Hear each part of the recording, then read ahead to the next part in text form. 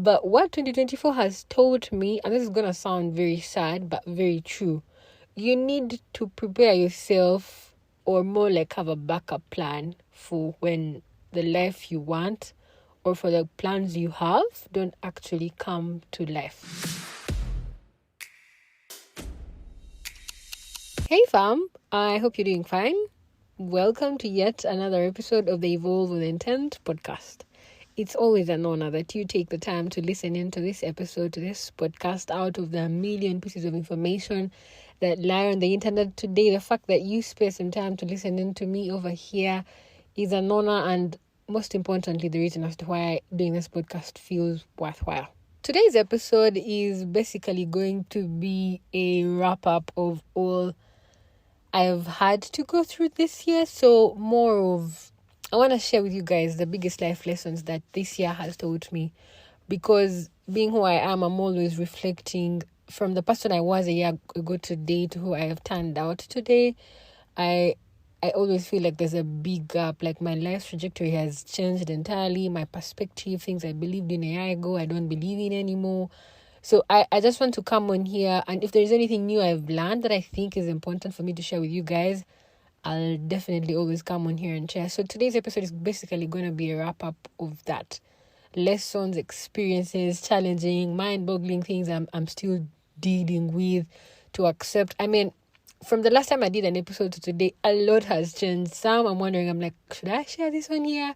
Should I just leave this in my friend's circle? But like, here's to life. I think that's the most beautiful thing about life. We're eventually always evolving. Like, you're not the same person you were a week ago. Life keeps happening in ways you did not presume possible, but yet you're still here figuring it out, growing, evolving, remolding.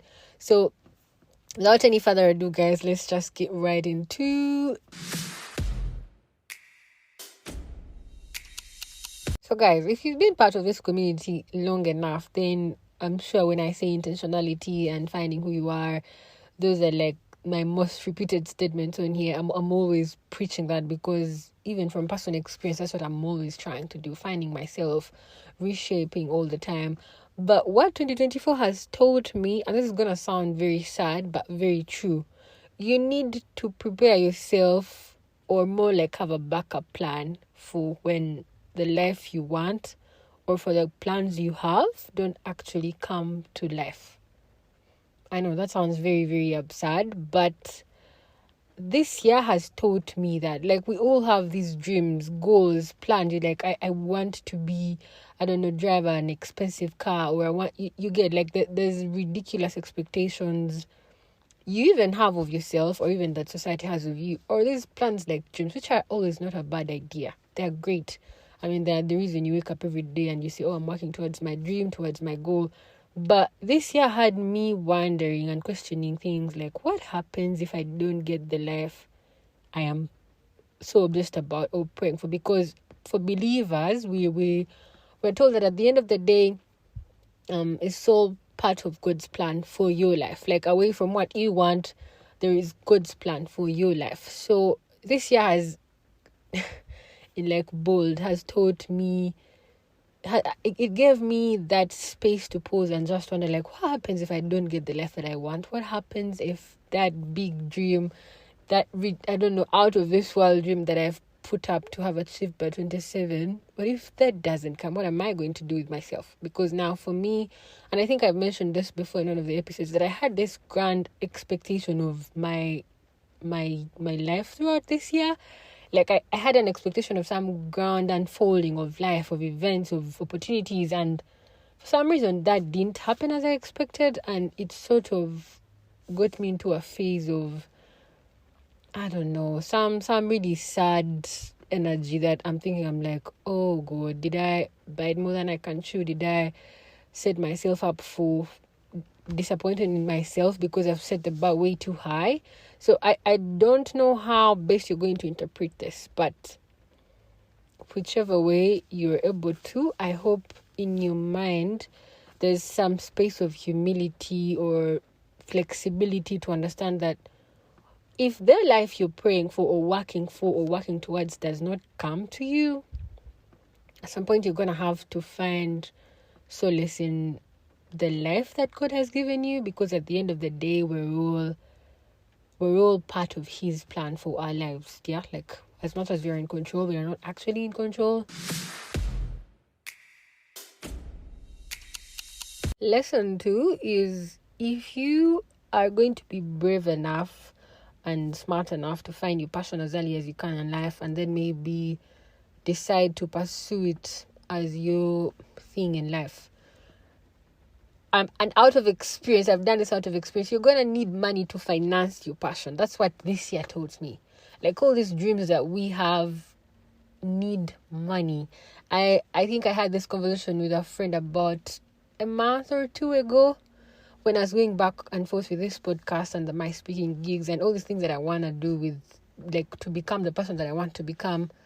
At the end of the day, while we're just narrowing it down, and it all came back to money. Like, as absurd as that sounds, you need money. Like, yeah, they're starting small, blah, blah, blah, but it gets to a point really where now the actual legit limitation is money. Now, like for my case and this podcast and the things I've been able to do in the past 2-3 years, I've done so much that I can do with the resources that I have, but it gotten to a point where now money has to come into the element for me to elevate it, for it to get to the next level.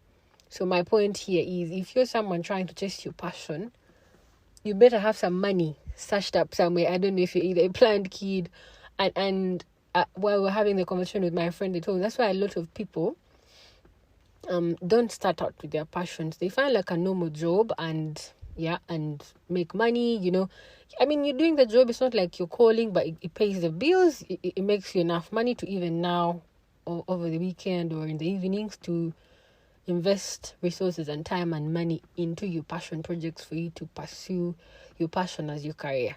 And honestly, I don't think if I'd read it off a book or anyone, I would have understood that whole concept, because for me, starting out from like uni and ending up where I'm at today, I've always chased my passion, and I think I am grateful for that privilege, that I've been at it for a while and I know what it takes. Like, so I mean, you could be someone listening in and you're someone who, like, you're on the other side of the coin. You probably started out with just a normal job and you're now looking to venture into your career and you want to quit at your job before you will need money. Like, I cannot at the end of the day, you need money for the social capital, for the resources, for you to get your things like a certain quality. Like, more of the story is you need money. So passion is easy to chase when you have some money stashed away to finance, because initially these passions, they don't pay off. You're gonna need to like keep investing in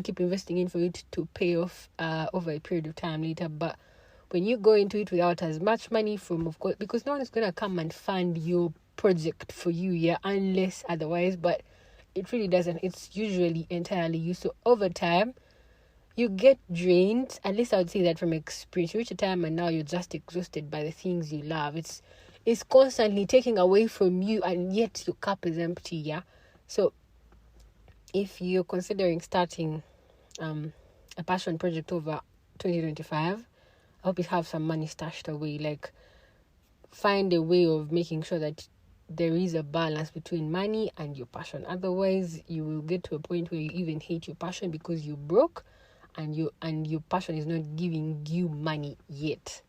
And just to add, I've this whole year has been a year of a lot of ideation. Like, being in the spaces that I'm at, I share ideas with a lot of people. People come to me with like a couple of ideas that are really brilliant. I also come up with like brilliant ideas. And again, ideas until it's time to execute. Execution requires money. Oh God. I mean that, guys, from like the bottom of my heart. I am telling you from experience. Ideas, brilliance, blah, blah, blah, blah, until it's time to execute. Execution requires money for you to actually like keep refueling the cycle of production, really, for whether it's a business, whether it's, I don't know, whatever passion you're interested, whether you're in a creative space, you're an artist, or or podcast or writing, whatever you want to put your mind to the next year, please have a source of money from either your parents, some rich parents who are not going to tirelessly get tired of your try and errors, and that is best when it's your money. You know, I'm making 5 milli per month. The 2M goes into my passion project over a period of time. And if the beauty about passions is that they eventually pay off. So you could, as much as it feels like burnout, but eventually it does pay off. But again, ideas until it's time to execute. And execution requires money. This is my most guilt-tripping conversation, even to myself or to anyone who is very, very, very reckless with money. Guys, I no longer have any advice for even for myself or for people who struggle with financial discipline. What I'm going to tell you today is what I did for myself, and that's how, as of today, I have learned to manage my finances.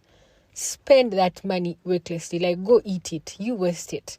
Do that, what's the word? That the emotional shopping where like hit of the moment, you're like, just pick up, like, recklessly spend it. Eat it. Go buy the dresses you don't need. Go buy the food you don't really need to buy. Like, misuse that money until you go broke. And I promise the phase of being broke will teach you how to manage your money. I don't think I need to listen to any other podcast about money or read another book about financial discipline or how to make and save money. Or for me, it's taken me being in that space of powerlessness because I don't have money. Like a month is ending, there isn't a single employer who is probably have me in their book somewhere, oh, this money goes to Joanne. Like, zero. Like, and that time, that pain, that feeling of regret, like, oh God, why was I so sure that I'll keep, like, I've been in that space for a while, and it's taught me financial discipline that I don't think anyone was going to instill in me. So even when I get 100k, in the heat of the moment, first thing I want to do is, I need to, refill my fridge, or I need to, buy a phone case. Like, I have these tiny, reckless things that I keep thinking about. I need to, just change these nails. You know how reckless you can be just because you think there's like disposable money. Even then, I've learned to tame myself to say, wait, like, you may need the phone case really, or you may need to do the nails. Can you wait? Like, pretend you don't have the money. Like, pretend you're broke. Even if someone calls you today telling you they are sick, just keep saying the same thing. I don't have money.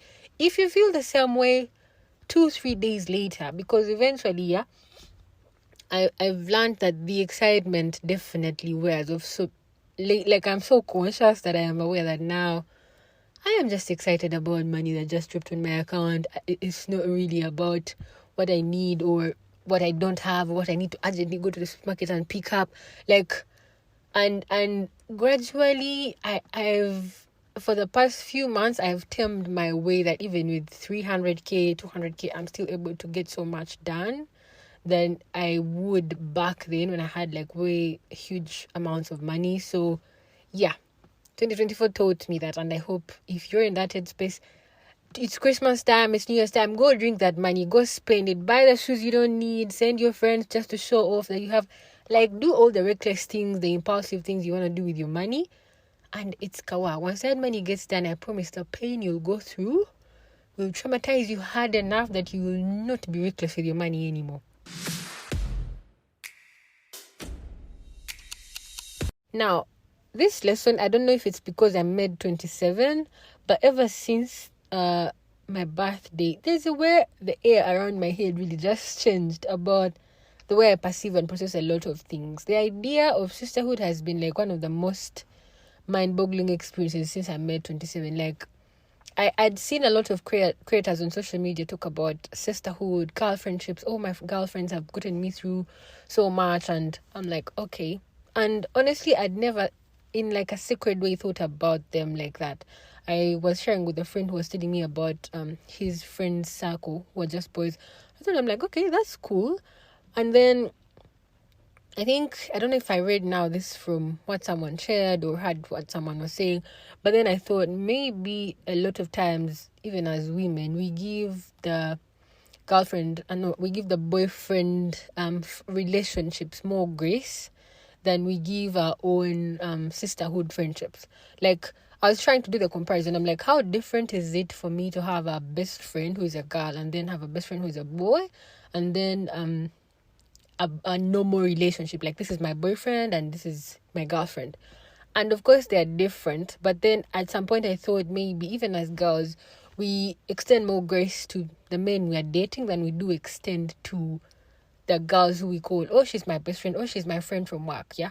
So away from, oh, why are you two friends? Oh, we went to the same school. Oh, we work together. Oh, we share common goals. Or we do the same thing in regards to work. Like, away from these combining factors that bring you guys together.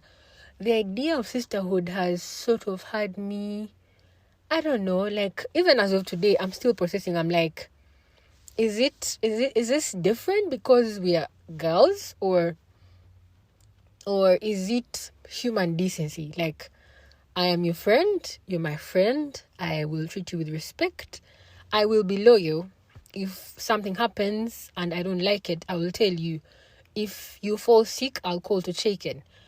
You get, like, is that supposed to be it? Because girlfriend, boyfriend, like, or it's just human decency? Because I've had a fair share of encounters with friends this year, and I'm like, I would never do you like that. Like, and I'm like, this is not even because I like you too much like that, or like you're my best friend, or like, oh my God, you're like the nicest person, but because I'm like, that's just basic human decency. Like, I will not treat you like that. Even when I do not like you like that, I will either just ignore you. I will not interact with you like that, rather than treat you like that. So I don't know. The idea of sisterhood lately has become, I don't know. I'm still, I'm still trying to process that, and I keep sharing with some friend of mine, and we were saying, we're like, we should just treat them, especially the ones with like girl to girl, treat them with like the same human decency you'd give to anyone. Like, if you're nice to me, I'm gonna be nice to you. If you respect me, I will respect you. Like I don't think the whole, like, you could have, I've seen people, and even in my own experience, no offense, not to sound like I am not sisterhood kind of girly, more like I've had very solid, authentic relationships with boys than I've had with girl to girl.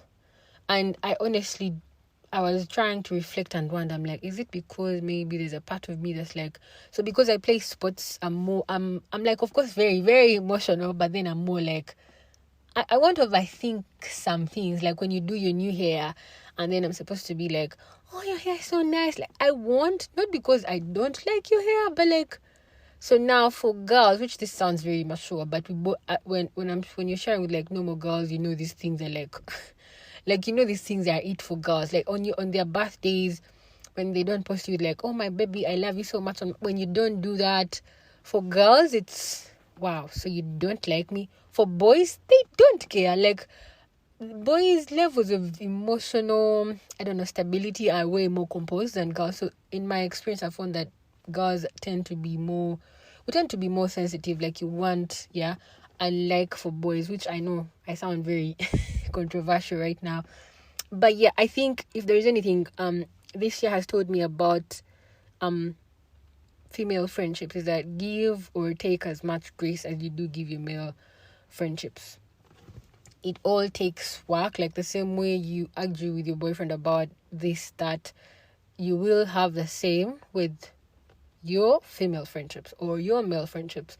And I think extend the same grace, and again, human decency. Like, if you're dating someone and you have to teach them things as late as don't back at the waitress, then I will not have to tolerate that in a female friendship just because sisterhood. Like, if you will not, like the things, I wouldn't do it to someone I'm dating. I wouldn't expect someone to do that to me in a relationship. So I think we agreed. We are experimenting with my friend. They're like, if someone I was dating did this to me, would I take it? Yeah, or not? If someone who is my girlfriend did something like this, would I take it or not? Whichever, really, whatever works best for you. But for me, this year has had me question a lot of female friendships. I'm like, I would not do you like that. And I think a lot of times, once you bring in that line of like, would you do them like that? If you wouldn't, then I promise they're not your friends. they're not at that level that you would expect them, because you think I'm like, man, me, I would never treat you like that. I don't see the reason as to why you would do that to me. So I think 2025 should be for human decency, really. Respect me, I will. Kindness, I will reverse it. Otherwise, you could have the most solid, intimate friendships, even just boys who you're just friends. I don't know, you went to the same school, you share a passion, you get, like, just because you are a decent human being. Now, let's talk about jobs, yeah? Let me tell you guys an interesting fact about my life. So, I'm 27, and I think I've been at 5, 6, if not 7 different jobs. I know, that sounds very ridiculous and like, what? Did you get fired? Are you like Kanudi? All these times that I've had to switch up jobs, I've had legit reasons as to why there was like a transition, like I have to leave this place, or they've had to lay me off, and have I learned anything from that? Yeah. And honestly, it's going to sound again very controversial. The Ugandan employment rate is very, very shady. It's very, especially if now you're working in like the private space where a lot of things are like unscripted, and like people are going to get away with a lot of things. Like a lot.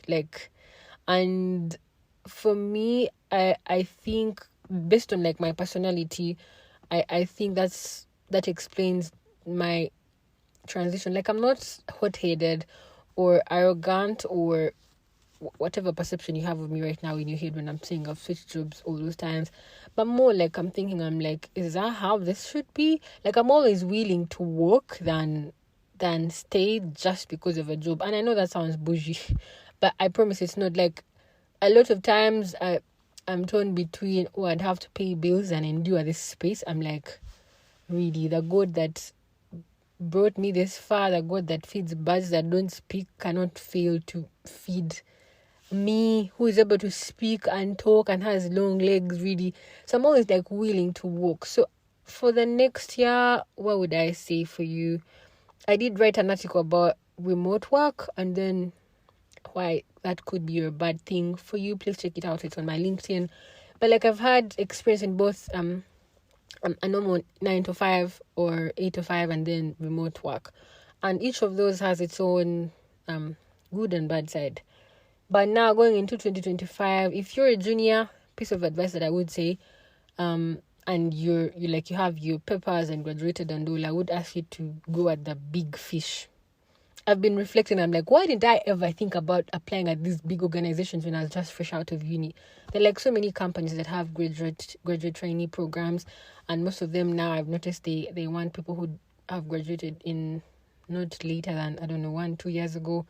And I'm like, so I think for me, tracing back, I'm like, probably because I was scared and biased, something. I'm like, okay, those jobs at, Bank of Uganda, URA, NSSF, the big organizations here, I thought they were like, hey, for some group of people, like, because I was, I don't want to say esteem, but for lack of a better word, I had that so low self-esteem about the uni that I went to, who I was. I'm like, who knows me? How will I even drop my application there?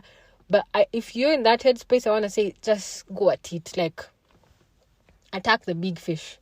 There's those spaces, at least from what I've had, there's more to eat. There's more to take home. There's NSSF. There's insurance. And like, these are the spaces where a lot of things are really just, which I'm not saying is a terrible thing. I mean, I've worked in such spaces for the past 6-7 years, because I think I started working at 22, like in like office corporate spaces. And as much as they come with their good side, the negative effect is you wake up at 27 and you are nowhere. You're not in any pipeline for like a promotion. You've not been in the same workplace for the last 2-3 years for you to say, oh, Joan has grown in this managerial level from junior to, you get. So I would say 2025, go for the bigger fish. And if you're lucky to end up in a space whether private or not private, where it has respect for its employees, and I think you're very lucky. But the employment scene in Uganda is a mess. Like, the level of exploitation, because a lot is happening, everyone gets to do what they want and gets away with it.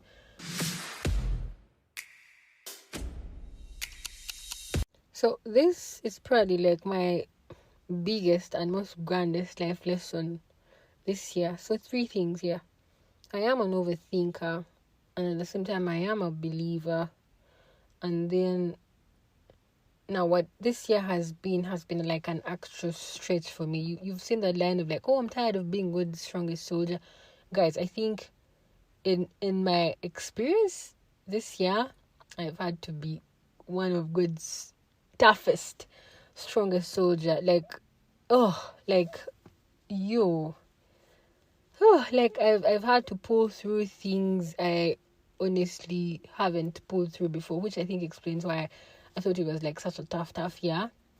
But I mean, here we are anyway. And what it taught me was to really just stay close to God. Like, it's one thing to pray to God when it's convenient, and you go to church on Sunday, you gather with other people in fellowship, and it's another thing to pray when you're like in the trenches of your life. It's really tough. And now for me, I think at some point, this is going to be very vulnerable of me to say, but at some point I was so carried away with the fact that I thought I was smart enough, I was brilliant enough, like it was enough for me to be who I am, like I'm all the things that I am. And I mean, God will, I don't know, God will just, I don't know, come along, or yeah.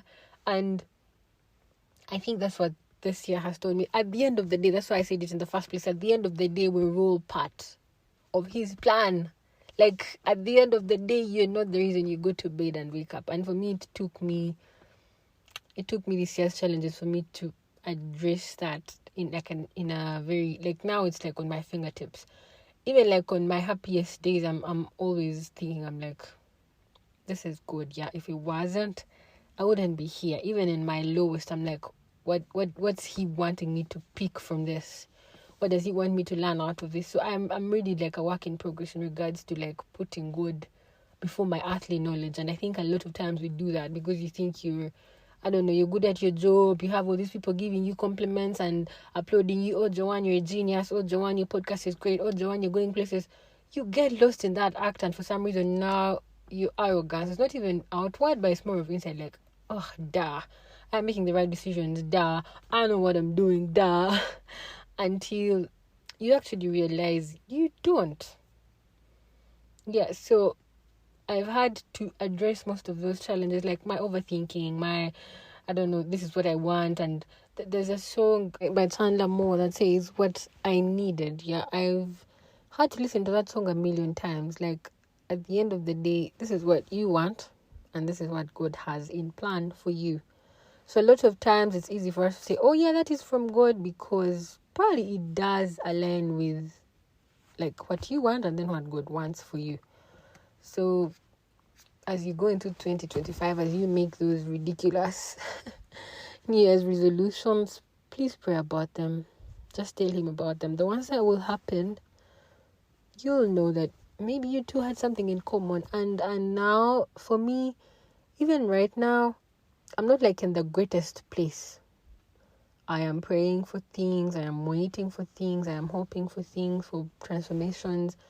But at the same time, there's like this ease at heart of like, I am right where God wants me to be. Because if this is not it, then this is not it. If this is it, then this is it. That's why earlier I said, you need to prepare yourself for what happens when you don't get the life you wanted, that you were so obsessed with. Oh my God, by 27 I'm supposed to be, married, or those are great dreams really. By 27 I'm supposed to have like spoken in like 30 schools, or have recorded about 100 episodes. I'm supposed to have to spend Christmas in London and saved up enough money to buy a car. Like, those are really great. They don't have any harm to society. Like, a lot of people are living lives like that. But at the end of the day, is this part of his plan for me? then if it is, it will happen. If it's not, that has like sort of like eased me down. Like I am so very at peace. Like I'm like, I'll wait. I'll keep dreaming and hoping and setting plans and targets in place. The ones that will stick, they will stick. The ones that won't, it's fine.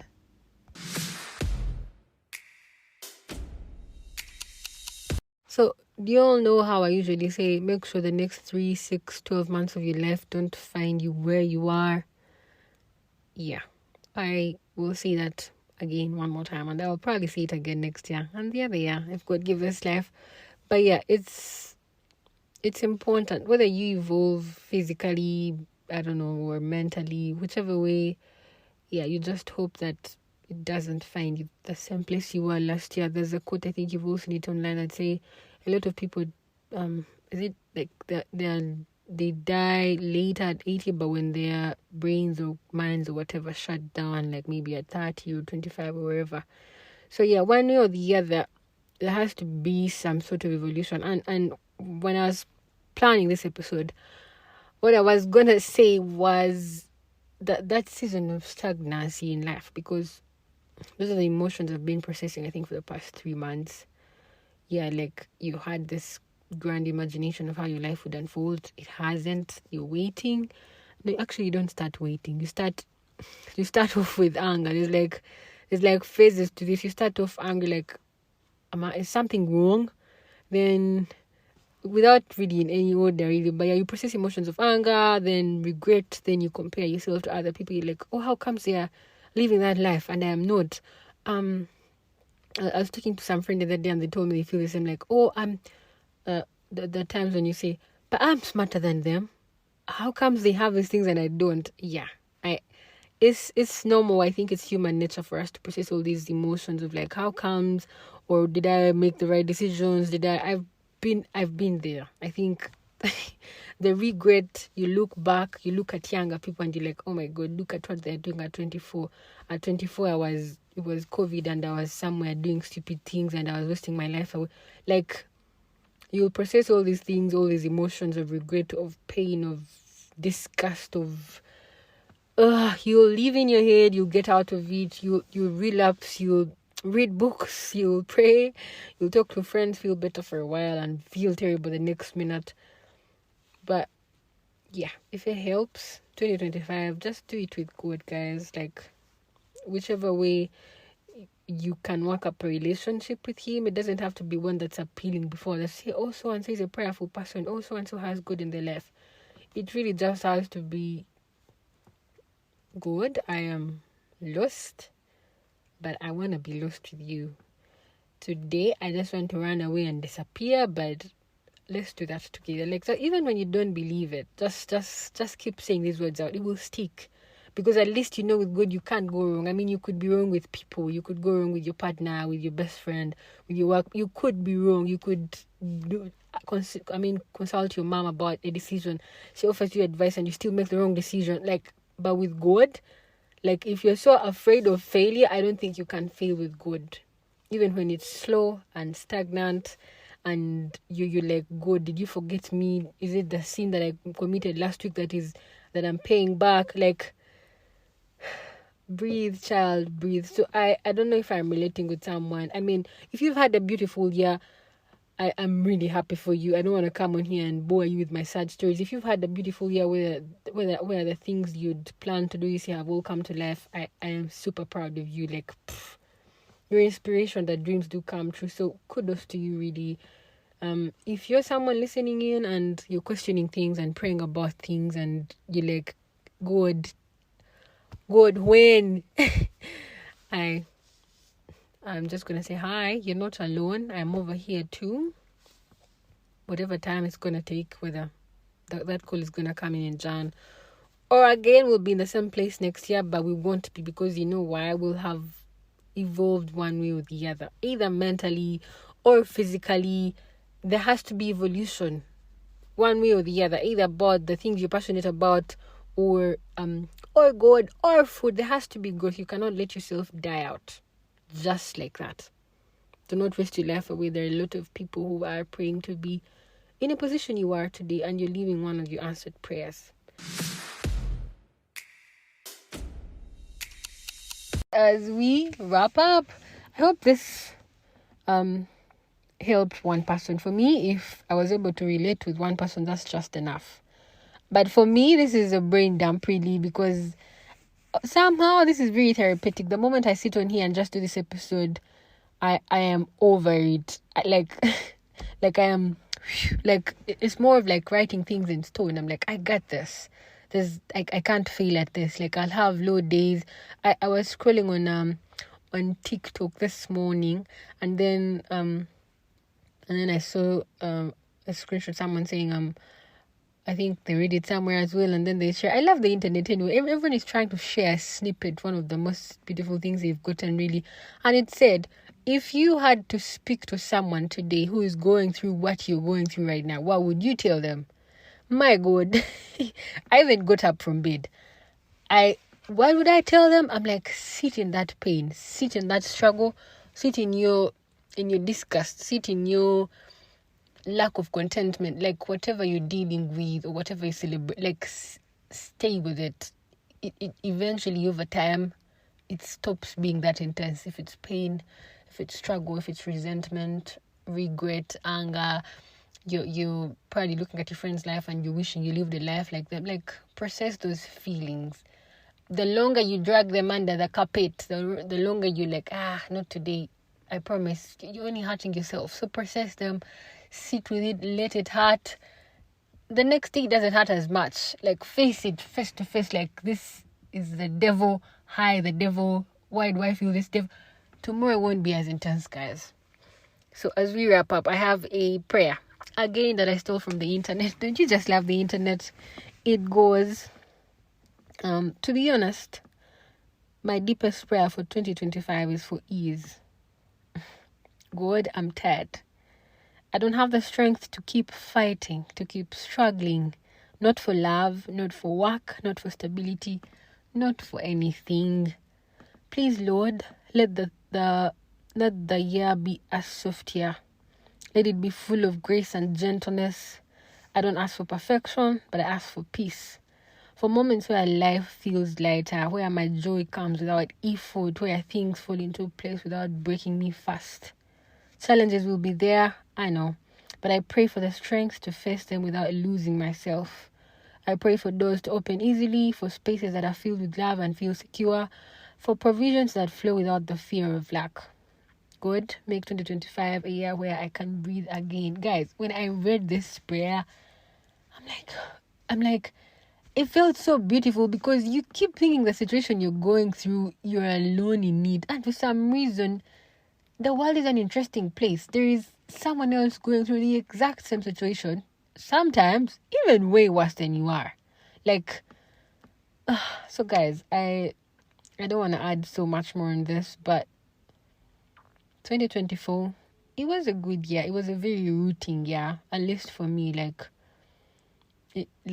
Muluganda, they say 2024 years jemu MP, like that shade I've had at life, like my imagination of what I thought it would look like for me.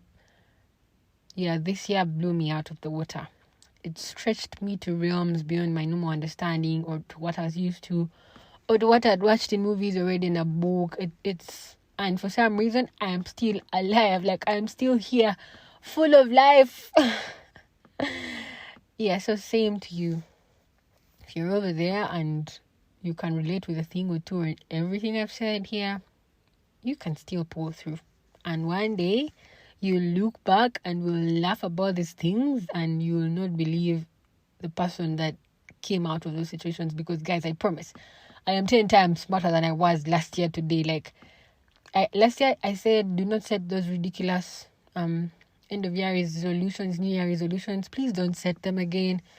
Like, now I'm not even setting resolutions. I'm just like, I've had enough of this. I'm gonna start a fresh chapter next year. So that fresh chapter comes with small steps of like, I have to do this right, I have to do that better. You get, so same for you guys. I hope this was of value to you, and if you did find it of value, please share it with a friend who you'd think it would make so much sense to them. I will see you guys in 2025. Bye.